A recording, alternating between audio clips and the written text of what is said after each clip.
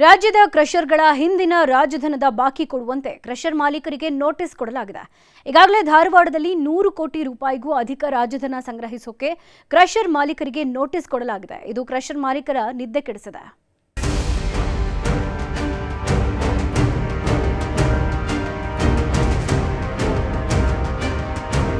ಕಟ್ಟಡ ನಿರ್ಮಾಣ ಹಾಗೂ ಇನ್ನಿತರೆ ಯೋಜನೆಗಳಿಗೆ ಜಲ್ಲಿಕಲ್ಲು ಬೇಕೇ ಬೇಕು.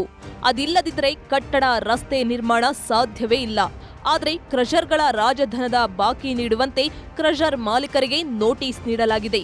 ಕೆಲ ವರ್ಷಗಳ ಹಿಂದಷ್ಟೇ ಡ್ರೋನ್ ಮೂಲಕ ಸರ್ವೆ ಮಾಡಿದ್ದ ಗಣಿ ಮತ್ತು ಭೂ ವಿಜ್ಞಾನ ಇಲಾಖೆ ಇದೀಗ ಬಹುತೇಕ ಕ್ರಷರ್ಗಳ ಮಾಲೀಕರು ಹೆಚ್ಚಿನ ಪ್ರಮಾಣದಲ್ಲಿ ಗಣಿ ಮಾಡಿ ಸರ್ಕಾರಕ್ಕೆ ನಷ್ಟವುಂಟು ಮಾಡಿದ್ದಾರೆಂದು ಹೊಸ ವರಸೆ ಶುರು ಮಾಡಿದೆ.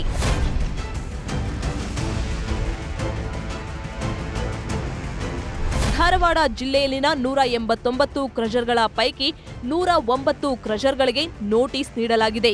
ಒಟ್ಟು 115.5 ಕೋಟಿ ರೂಪಾಯಿ ರಾಜಧನ ನೀಡುವಂತೆ ಸೂಚಿಸಲಾಗಿದೆ. ನಿಗದಿತ ಭೂಮಿಯಲ್ಲಿ ಗಣಿಗಾರಿಕೆ ಮಾಡಿದ್ದರೆ 1 ಟನ್ ಜಲ್ಲಿಕಲ್ಲಿಗೆ 70, ಅನಧಿಕೃತ ಗಣಿಗಾರಿಕೆ ಮಾಡಿದ್ದರೆ ಟನ್ ಒಂದಕ್ಕೆ 140 ರೂಪಾಯಿ ರಾಜಧನ ಕಟ್ಟಬೇಕೆಂದು ಸೂಚಿಸಲಾಗಿದೆ. ರಾಜಧನ ತುಂಬಲು 6 ತಿಂಗಳ ಅವಕಾಶವಿದ್ದು ಇದು ಒನ್ ಟೈಮ್ ಸೆಟಲ್ಮೆಂಟ್ ಅಂತ ಸರ್ಕಾರ ನಿರ್ಧರಿಸಿದೆ. ಈಗಾಗಲೇ 109 ಪೈಕಿ ಒಟ್ಟು 115.5 ಕೋಟಿಯಷ್ಟು ನಾವು ದಂಡ ವಿಧಿಸಿದ್ದೀವಿ. ಅದರಲ್ಲಿ 2 ಸ್ಟೇಜ್ ಬರುತ್ತೆ. ಒಂದು within the leased area, outside the leased area ಮಾಡಿದರೆ ಅದಕ್ಕೆ 140 ರೂಪಾಯಿ per ton. Within the lease ಇತ್ತಂದರೆ 70 ರೂಪಾಯಿ ಹಂಗೆ ಪರ್ ಟನ್ಗೆ ಬೀಳುತ್ತೆ. ರಾಯಲ್ಟಿ ಕ್ಲೇಮ್ ಮಾಡೋಕೆ ನಾವು ಆಲ್ರೆಡಿ ನೋಟಿಸ್ ಇಶ್ಯೂ ಮಾಡಿದ್ದೀವಿ.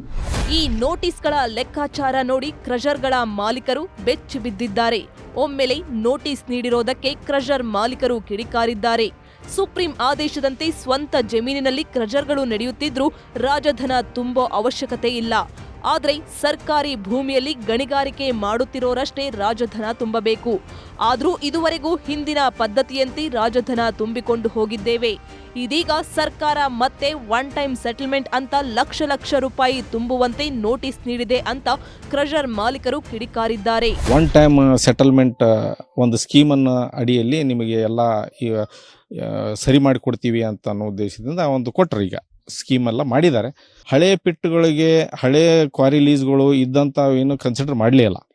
ಎಲ್ಲನೂ ಸೇರಿ 2006ರಿಂದ 2024ವರೆಗೂ ಏನೇನಿದೆ ಎಲ್ಲನೂ ಹಳೆಯದು ಎಲ್ಲ ಕೂಡಿಸಿ ಹೆಚ್ಚುವರಿ ಒತ್ತುವರಿ ಎಲ್ಲ ಕೋಟಿಗಟ್ಟಲೆ ಆಗಿಬಿಟ್ಟಿದೆ. ಅದನ್ನಂತೂ ದುಡ್ಡು ನಮಗೆ ತುಂಬಕ್ಕಂತೂ ಆಗೋದೇ ಇಲ್ಲ.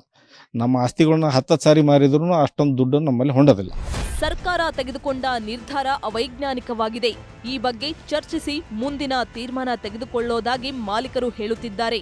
ಆದರೆ ಹಲವು ವರ್ಷಗಳಿಂದ ಇದರ ಮೇಲೆಯೇ ಕ್ರಷರ್ಗಳನ್ನೇ ಅವಲಂಬಿಸಿಕೊಂಡಿದ್ದೇವೆ ಅಂತ ಕ್ರಷರ್ ಮಾಲೀಕರು ಅಸಮಾಧಾನ ಹೊರಹಾಕಿದ್ದಾರೆ.